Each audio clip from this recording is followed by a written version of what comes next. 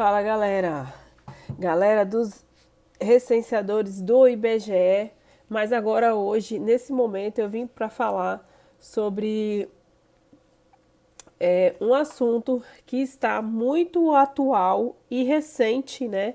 Que alguns comentários desde o mês de agosto, né? Desde do final do mês de agosto de 2022, que os licenciadores eles vêm se mobilizando nas redes sociais, vem tendo com essa força da internet, com essa força da interação da internet, os licenciadores estavam muito mais unidos, né? Em questão de compartilhamento, de experiências e de situações que estavam acontecendo no censo, nesse censo de 2022. E o que foi que aconteceu? Ficou muito explícito e transparente que o IBGE ele não vinha, né? Ele não vinha agindo de uma forma correta. Os postos de coleta. E por isso, quem estava na ponta sentindo todo esse impacto era o recenseador. Porque o recenseador ele está à margem, sabe aquele filho de pobre preto? Que, me desculpa, gente, que está sempre à margem, né? À margem, até na questão de conseguir competir com o filho do rico que vai para a faculdade e pode até estudar fora do país.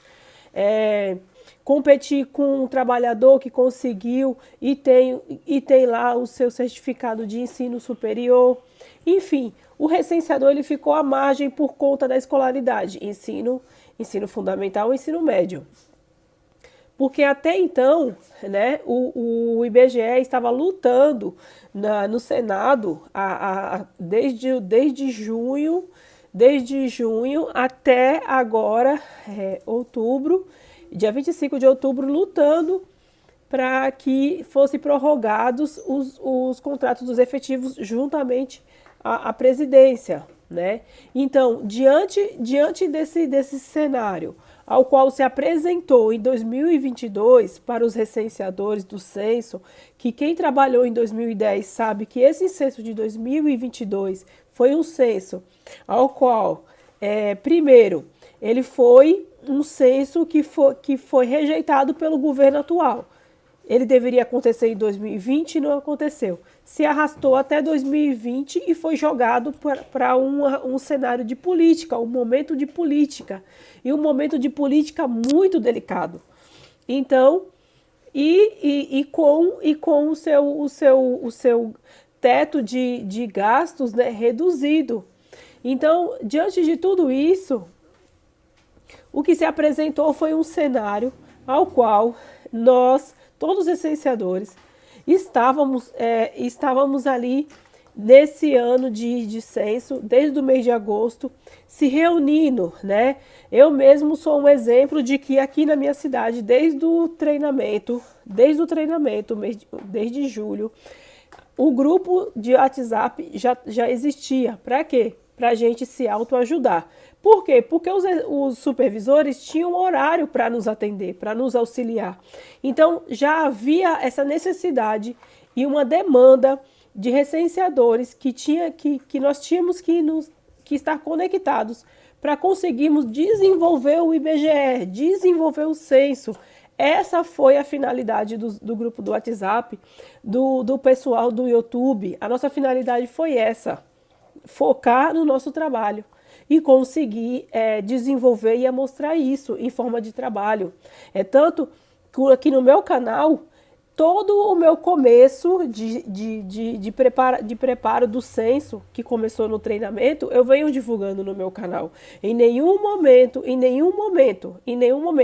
jamais algum recenseador que trabalhou em 2010, que nem eu trabalhei, fosse imaginar que esse censo de 2002 fosse assim, dessa forma. Nunca que eu iria imaginar, nunca que eu iria pressentir e iria ter que passar novamente esse censo grávida, porque o censo de 2010 eu passei grávida.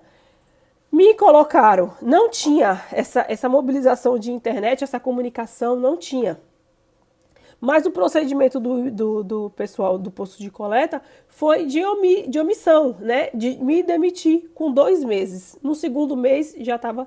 Então, será que a gente, quem faz o processo seletivo do IBGE, o processo é ficar 2 meses e não 3 meses? Ou até o final do processo, do censo?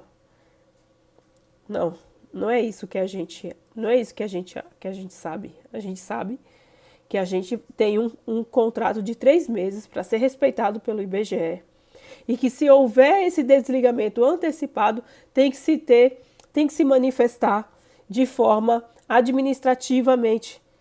Então, brincaram com os licenciadores nesse período de censo de 2022.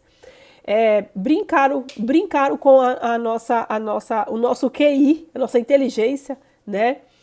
Não imaginaram que nós iríamos repercutir e transparecer e mostrar para o país e dar a nossa cara a tapa, de mostrar mesmo como é que é a nossa realidade de recenseador, sabe?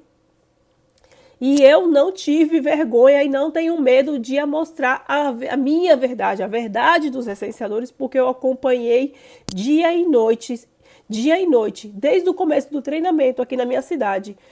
Os recenseadores denunciando a central do IBGE, denunciando a agência de São Vicente aqui, próximo aqui do IBGE, aqui na Baixada Santista, denunciando e pedindo informações, já que o posto de coleta está pronto a ficar em silêncio diante das nossas dúvidas. Mas eles estão prontos em demitir e fazer a demissão, como fizeram após esse final de mês de agosto em diante até agora.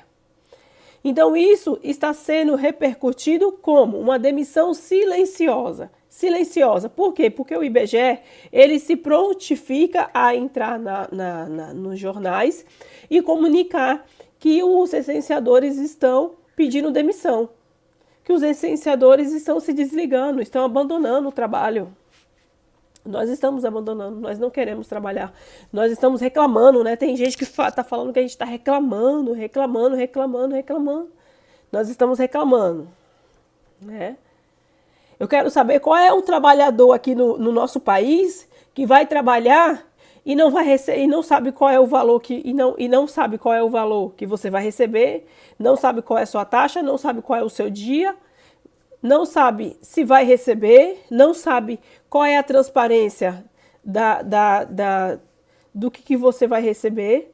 E quando você recebe, está abaixo do valor que você acreditava que iria receber. Então, todo esse transtorno veio ser desenvolvido durante o censo. Pronto. E nós pensamos que seria só isso, né? Seria só isso. Não foi isso não. Muitos licenciadores recorreram ao sindicato. Eu vou deixar todos os vídeos que estão relacionados ao que eu estou falando aqui nos cards. E eu entrei várias vezes nas reuniões do sindicato procurando ajuda, procurando auxílio. E isso também foi omitido.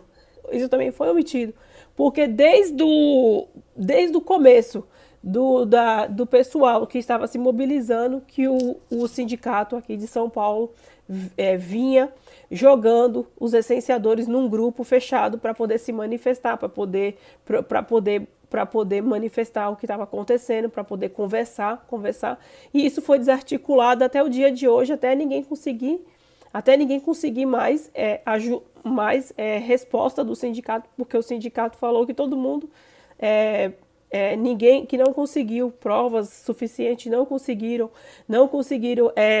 denúncias suficientes para enviar para o MPF. Pronto, nas reuniões foi falado isso. E eu vou deixar o link aqui, até mesmo, falta mais um vídeo que eu vou compartilhar aqui sobre essa posição do sindicato, tá? E a posição do sindicato sempre foi de, abafar. Então, menosprezaram, brincaram com o QI dos licenciadores, tá? Brincaram com o QI dos licenciadores, falando que não tínhamos direitos, era só deveres, né? Então, nunca vi um trabalhador no nosso país ter só deveres e nenhum direito. E olha que deveres esse que os licenciadores que nós licenciadores podemos ser presos. e responder por isso. Eu vou fazer um outro vídeo sobre isso e vou encerrar, sabe?